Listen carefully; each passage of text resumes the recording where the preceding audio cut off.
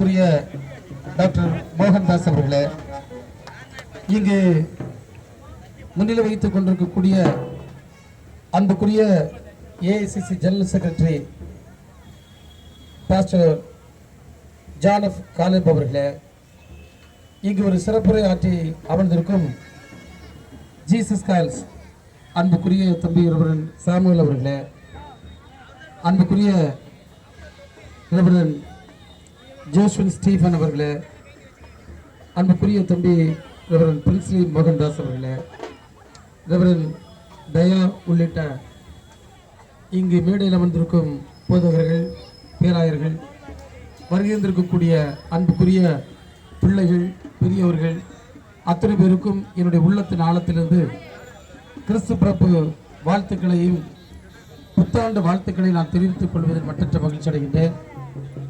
சென்னையில், அதிலும் வட சென்னை பகுதியில் இவ்வளவு மக்கள் திரண்டு அற்புதமாக இந்த கிறிஸ்து பிறப்பு விழாவை உலகம் முழுவதும் இருக்கக்கூடிய மக்களோடு சேர்ந்து கொண்டாடுகின்ற இந்த கண்கொள்ளா காட்சியை பார்க்கின்ற நேரத்தில் எனக்கு உள்ளபடியே மற்றற்ற மகிழ்ச்சியை தருகிறது. ஏஐசிசி பொறுத்தவரையில் சமூகத்தில் பின்தங்கிய நிலையில், விளிம்பு நிலையில் வாழுகின்ற மக்கள், உழைக்கின்ற மக்கள், எல்லோராலும் கைவிடப்பட்ட மக்கள், அந்த மக்கள் மத்தியில் பல்வேறு பணிகளை ஆற்றி அவருடைய வாழ்க்கையை மாற்றி அவர்களை ஒரு உயர்வுக்கு நேராக வழிநடத்தி கொண்டிருப்பதை நான் எண்ணுகின்ற போதெல்லாம் எனக்கு ஒரு மட்டற்ற மகிழ்ச்சி. ஏனென்றால் இந்த பகுதி எனக்கு நன்றாக தெரியும். இந்த பகுதியினுடைய வாழ்க்கையில் மக்களுடைய வாழ்க்கை எனக்கு தெரியும். எனவே அந்த வகையில் இன்றைக்கு கிறிஸ்தவ சபைகள், கிறிஸ்தவ போதகர்கள் ஒவ்வொரு இல்லந்தோறும் சென்று அங்கு இருக்கக்கூடிய மக்கள் மத்தியில் கிறிஸ்துவனுடைய நற்செய்தியை கூறி அவருடைய வாழ்க்கையில் நீங்கள் மாற்றத்தை ஏற்படுத்துவது உண்மையிலேயே பெரிய அன்பும் ஒரு பாக்கியமாக நான் கருதுகின்றேன். இப்போதும் இந்த கிறிஸ்து பிறப்பின் நற்செய்தியை நாம் மற்றவர்கள் எல்லோருக்கும் பகிர்ந்து சொல்லுவோம். கடவுள் மகா இரக்கமுடையவர், அவர் எல்லோரையும் நேசிக்கக்கூடியவர், எல்லோரையும் ஏற்றுக்கொள்ளக்கூடியவர், எல்லோரையும் ஒரே சீராக சமமாக பார்க்கக்கூடியவர், அவர் எல்லோருக்கும் நீதி செய்யக்கூடியவர். எனவே அப்படிப்பட்ட கிறிஸ்துவனுடைய பிறப்பு என்பது நம்மை போன்ற எல்லோருக்கும் ஒரு அற்புதமான நாள். அந்த நாளின் மகிழ்ச்சியை நானும் உங்களோடு பகிர்ந்து கொள்வதில் நான் மற்றற்ற மகிழ்ச்சி அடைகின்றேன். உங்களுடைய பணி சிறக்க வேண்டும். வருகின்ற புத்தாண்டு ஏஐசிசி மற்றும் அனைத்து சபைகளுக்கும் ஒரு வளர்ச்சியையும் உயர்வையும் தருகின்ற ஆண்டாகவும், அனைத்து மக்களுக்கும் அமைதியையும் வளர்ச்சியும் தருகின்ற ஆண்டாகவும் அமைய நான் இல்லாமலே இறைவனை வேண்டி விடைபெறுகின்றேன். வணக்கம். என்னை அன்போடு அழைத்த பிஷப் மோகன்தாஸ் அவர்களுக்கு நான் மிகுந்த நன்றி செலுத்துகிறேன். ஊழியத்தோடும் இயேசுழைக்கிறார் ஊழியத்தோடும் எவ்வளோ வருடங்களாக ஒன்று நின்று ஊழியத்தை, சுவிசேஷத்தை அறிவிக்க அவர்கள் எப்பொழுதும் முன் நின்று இருக்கிறார்கள். அவர்களும் அவர்கள் முழு குடும்பம், முழு குழு, அவர்கள் லீடர்ஷிப் டீம் ஒவ்வொருவரையும் நான் வாழ்த்துகிறேன்.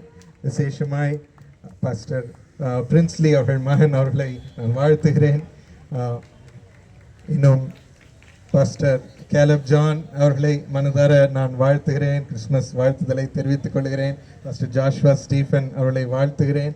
இன்னும் இணைந்த ஒவ்வொருவரையும் நான் வாழ்த்துகிறேன். இன்று வருகை தந்திருக்கிற அமைச்சரையா அவர்களை நான் மனதார வாழ்த்துகிறேன். என் குடும்பத்தின் வாழ்த்துதலையும் நான் தெரிவித்துக் கொள்கிறேன். இன்றும் நம்ம ஒன்றாக மகிழ்ச்சியோடு யாரை கொண்டாட வந்திருக்கிறோம்? அவர் பெயரை உயர்த்தி நம்ம சொல்லுவோமா? 1 2 3 ஏசு. இன்னொரு முறை ஏசு ஏசு. உமக்கே நாங்க கிறிஸ்மஸ் விஷஸ் தெரிவிக்கிறோம் அப்பா, எங்க அன்பை தெரிவிக்கிறோம் அப்பா என்று இன்னும் ஒரு முறை சொல்லுவோமா எல்லாரும் சேர்ந்து? 1 2 3 ஏசு. ஏசப்பாவை இன்று கொண்டாடி மனதார உயர்த்த வந்திருக்கிறோம். நம் வாழ்வை அவர் ரட்சித்திருக்கிறார். நம் வாழ்வை அவர் சுத்திகரித்திருக்கிறார். நம் வாழ்வை மனதார அவர் ஆசீர்வதித்து நம்மை வழிநடத்தி உயர்த்தி வந்திருக்கிறார். அவரை நாம் எவ்வளோ தைரியமாக கொண்டாட வேண்டும் பிரியமானவர்களே. அவருக்கு எவ்வளோ நன்றி செலுத்த வேண்டும். இதுதான் அதனுடைய நினைவின் நாள், அவர் பிறந்ததின் நினைவின் நாள். இன்று நாம் மனதார அவரை கனம் பண்ணுவோம். இந்த கிறிஸ்துமஸ் தினத்துல ஒரு காரியத்தை உங்களோடு பகிர்ந்து கொள்ள விரும்புகிறேன். இயேசு சுவாமி கிறிஸ்துமஸ் அன்று குடும்பங்களுக்காக அவர் பிறந்தார். குடும்பங்களில் பெரிய சந்தோஷம் கொண்டு வர வேண்டும் என்று அவர் பிறந்தார். அவர் நினைச்சிருந்தார்னா நீங்க யோசித்து பாருங்க, மரியாள் அவர்கள் மூலம் கன்னி மரியாள் மூலமாக இயேசு பிறந்தார். ஆனா ஒரு ஸ்திரீயின் கருவில் இயேசு சுவாமி பிறந்திருக்கலாம். ஏதாவது ஒரு ஸ்திரீ கருவில் அவர் பிறந்திருக்கலாம், அது போதும் அவருக்கு. ஆனா நீங்க கிறிஸ்துமஸ் தினத்துல ஆலயத்துல நாடகம் எல்லாம் போடுவாங்க சின்ன பிள்ளைங்க, நீங்க பார்த்துருக்கிறீங்களா? அங்க யாரெல்லாம் வருவா? யோசேப்பு வருவாரு, மரியாள் வருவாங்க, அங்க இயேசுவை அங்க மாட்டு தொழுவத்தில் வைப்பாங்க. இன்னும் ராஜாக்களும் ஞானிகள் மற்றும் மெய்ப்பர்கள் எல்லாம் வருவாங்க. ஆனா ஒரு குடும்பமாக யோசேப்பு, மரியாள், இயேசு அங்கு எப்பொழுதும் இருக்கிறத பார்த்திருக்கிறோம். கிறிஸ்துமஸ் தினத்திலையும் இயேசு சுவாமி யோசேப்பையும் மரியாளையும் ஒரு குடும்பமாக இணைத்து அந்த குடும்பத்தில் அவர் பிறக்கணும் என்று ஆசைப்பட்டார். ஏன்னா அவருக்கு குடும்பத்துல இருந்து மகிழ்ச்சி கொண்டு வருவது மிகப்பெரிய ஆசை. குடும்பங்களில் சந்தோஷத்தை கொண்டு வருவது மிகப்பெரிய ஆசை. இன்றும் உங்க குடும்பங்களில் சந்தோஷம் அளவில்லாமல் பொங்கும்படி இயேசு சுவாமி அதை கொட்ட வந்திருக்கிறார். நம் குடும்பத்தில் பிறந்து அதை நடத்தும்படி இயேசு சுவாமி வந்திருக்கிறார். இன்னும் அதை தான் ஒவ்வொருவருக்கும் நாம் அறிவிக்க போகிறோம். உங்கள் குடும்பத்தையும் இயேசு சுவாமி சுமந்து கொள்வார். அவரே காப்பாற்றி வந்து உயர்த்தி ஆசிர்வதிப்பார் என்று, அதில் மகிழ்ச்சி கொடுப்பார் என்று. ஆம் பிரியமானவர்களே, அதே போல ஒரு ஸ்கிட் நான் பார்த்தேன், ஒரு வீடியோல பார்த்துட்டு இருந்தேன். சின்ன பிள்ளைங்க எல்லாம் வந்து யோசேப்பு மரியாளா நிக்கிறாங்க, இயேசு சுவாமி ஒரு பொம்மை மாதிரி வைக்கிறாங்க. ஆனா திடீர்னு அந்த வீடியோல 2 மெய்ப்பர்கள் சின்ன பிள்ளைங்கிட்ட ஒரே சண்டை வந்துருச்சு. என்னடானா இயேசு சுவாமி பொம்மையை தூக்கிட்டு ஓடிட்டாங்க. ஒரு பையன் ஓடுறான், இன்னொரு பையன் துரத்தி ஓடுறான், அது எனக்கு தான் வேணும் அப்படின்னு சொல்லி பின்னாடியே ஓடுறான். அவங்க பின்னாடி மரியாள், ஐயோ என் குழந்தைய தூக்கிட்டு போறாங்களேன்ட்டு பின்னாடியே ஓடுறாங்க. ஒரே சண்டையா போச்சு அங்கு. ஆனா இன்று பிரியமானவர்களே, அப்படி குடும்பமாய் இணைத்து அதில் பிறக்கணும்னு ஆசைப்பட்ட இயேசு நம் குடும்பத்திலும் அவர் சந்தோஷத்தை கொண்டு வர வந்திருக்கிறார். அவரை தான் நாம் கனப்படுத்த வந்திருக்கிறோம். குடும்பத்தில் அந்த சந்தோஷத்தை பெற்றுக்கொள்ள இன்று நாம் வந்திருக்கிறோம். லூக்கா 19:9 அதிகாரத்துல ஒரு சம்பவம் அங்கு நடந்தது. அங்கு சகேயு என்ற ஒரு மனிதனை இயேசு சுவாமி தேடி வந்து வீட்டில் நுழைந்து அங்கு சொல்லுகிறார், இன்று இந்த வீட்டிற்கு ரட்சிப்பு வந்தது. இன்று இந்த வீட்டிற்கு ரட்சிப்பின் சந்தோஷம் வந்திருக்கிறது, சந்தோஷம் வந்திருக்கிறது என்று ஆர்ப்பரித்து சுவாமி சொன்னார். அதுதான் குடும்பங்களுக்கு நடக்க போகிறது. நீங்க பாருங்க, அந்த மனுஷன் இயேசு சுவாமியை தேடி போன ஒரு மனுஷன் இல்லை. ஆனா அவர் தேடி சகையுவை தேடி அவரிடம் இதே போல பெரிய கிரௌட் இருந்தாங்க. அதன் நடுவில் நடந்து இயேசு சகையு என்ற அந்த மனுஷனை தேடி, அவருக்கு இயேசுனா யாருன்னே தெரியாம இருந்தார். ஆனா அவரை நோக்கி வந்து தேடி சகையுவே உன் வீட்டுக்கு வருகிறேன் என்று சொன்னார். நம்மளையும் இயேசு தேடி நம்ம போய் ஒரு வாரம் அவரை நோக்கி கூப்பிடணும், அவரை பெற்றுக்கொள்ளணும்னா இதை செய்யணும் அதை செய்யணும் என்று அவர் எதிர்பார்ப்பதில்லை. ஒரு மாதம் தேட வைப்பதில்லை, ஒரு வருஷம் தேட வைப்பதில்லை. 5 வருஷம் தேடிக்கிட்டே இருந்தாதான் நான் அவர்கிட்ட போய் நான் சேருவேன் என்று இயேசு சுவாமி அப்படியெல்லாம் பெருமையோடு இருக்கிறவர் அல்ல. தன்னைத்தான் தாழ்த்தி நம்ம ஒவ்வொருவரையும் தேடி அவர் வருகிறார். முதலாவது நம்மை தேடி அவர் வருகிறார் பிரியமானவர்களே. அப்படி தேடிதான் அந்த கிறிஸ்துமஸ் தினத்துல மனுஷனுக்காக இந்த உலகத்தில் வந்து அன்போடு பிறந்தார். மனுஷனை ரட்சித்து காத்து கொள்ள வேண்டும், அவன் ஆத்மாவை காப்பாற்ற வேண்டும், அவன் வாழ்வை காப்பாற்ற வேண்டும் என்று சொல்லி ஆசையோடு பிறந்தார். இன்றும் உங்களை தேடி என்ன தேடிதான் இயேசு சுவாமி வந்திருக்கிறார். அதனால ஒரு நிமிஷம் கூட நீங்க நான் தனிமையானவன் அல்ல, தனிமையானவள் என்று சொல்லவே கூடாது. இயேசு உங்களை தேடி வந்திருக்கிறார், இந்த உலகத்துக்கு தேடி வந்திருக்கிறார். கிறிஸ்துமஸ் தினத்துல உங்களை தேடிக்கொண்டு இருக்கிறார். அப்பா இங்குதான் இருக்கிறேன், என் உள்ளத்தில் வாரும் என்று நாம் சொன்னால் போதும், நமக்குள்ளும் நம் குடும்பங்களுக்குள்ளும் நம் மூலம் பாய்ந்து வருவார். சகியோன் வீட்டில் வேற என்ன நடந்தது?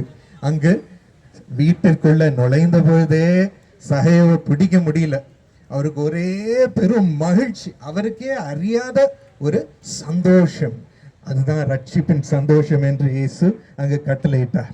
ரட்சிப்பு இந்த வீட்டிற்கு வந்தது என்று அந்த சந்தோஷத்துல இங்க ஓடுறாரு, அங்க ஓடுறாரு.